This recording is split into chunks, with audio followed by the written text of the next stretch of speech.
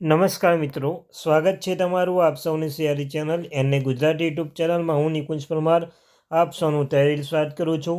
તો મિત્રો, આજના વિડીયોમાં વાત કરવાના છીએ ગુજરાત રાજ્યના પેન્શનરોને નવેમ્બર 2024 માસનું પેન્શન કેટલું મળશે. જાણો એકદમ સાચી સચોટ માહિતી પેન્શન માટે સૌથી અગત્યનો વિડીયો. અને મિત્રો, વિડીયો શરૂ કરતાં પહેલાં એક મહત્વની અપડેટ આપી દઉં.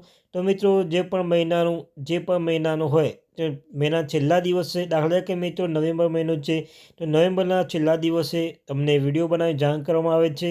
પરંતુ મિત્રો, આજે રવિવાર હતો તે બદલ મિત્રો એ 1લી તારીખ આજે થઈ અને મિત્રો આવતીકાલે 2 ડિસેમ્બરે તમારે પેન્શન મળશે. તો મિત્રો, આજ રવિવારના કારણે આપણે આજે વિડીયો બનાવી રહ્યા છીએ. આ મિત્રો, જે મહિનાની છેલ્લી તારીખે રોજ મહિના જે 12 મહિના છે તે 12 મહિનામાં છેલ્લા મહિના જે આવે છે તેના છેલ્લા દિવસે તમને વિડીયો બનાવી જાણ કરવામાં આવે છે કે તે મહિનામાં પેન્શન કેટલું મળશે. તો આપણે આ ચેનલ સબસ્ક્રાઈબ કરી લો.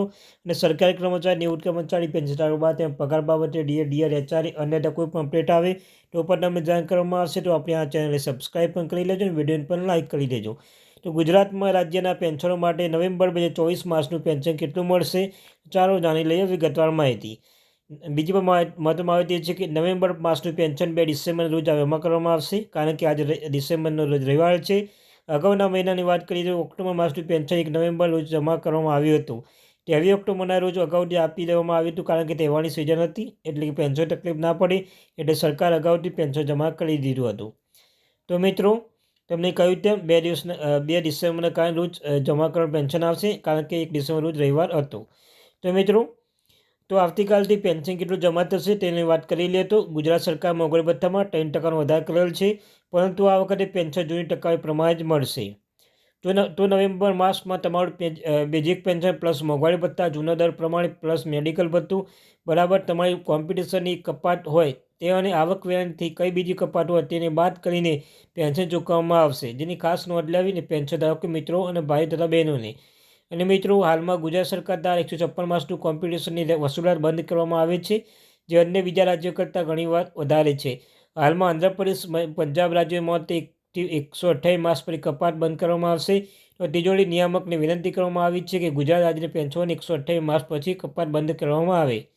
તો 30 જૂનના રોજ નિવૃત્ત થતા પેન્શનો માટે ખાસ 5 મે 2023ના માસની કાલ્પનિક ઇજાફો છે તેમાં ફેરફારની રકમ નક્કી કરી તે પેન્શન નક્કી કરવામાં આવશે, જેમાં કોમ્પિટિશન ગ્રેજ્યુટી વગરનો સમાવેશ કરવામાં આવશે, તેની ખાસ નોંધ લેવી. ગુજરાત સરકારના નાણાં વિભાગ દ્વારા ગત તારીખ 27 નવેમ્બર જાહેરાત કરવામાં આવી હતી કે 1/4/2005 પહેલાંના કર્મચારીઓ સેવા નિવૃત્ત થયા હોય અને તેમને જૂની પેન્શન યોજના એટલે કે ઓપીએસમાં સ્થાન આપવામાં આવશે, જેની પર નોંધ લેવી. નાણાં વિભાગ દરેક વિભાગના સચિવશ્રીને પત્ર લખીને માહિતી મંગાવી છે. આ સમયે પહેલાં કોણ નિવૃત્ત થયેલું હતું તેની માહિતી મંગાવી અને એનપીએસમાંથી ઓપીએસમાં સ્થાન આપવું તેની પર જોગવાઈ કરી હતી. એટલે તમે કે તમારા કોઈ પરિચિત હોય તો આ સમય પહેલાં નિવૃત્ત થયેલા હોય તો ખાસ કરીને વિભાગ જાણ કરી લે, જેથી બધાને લાભ લઈ શકે.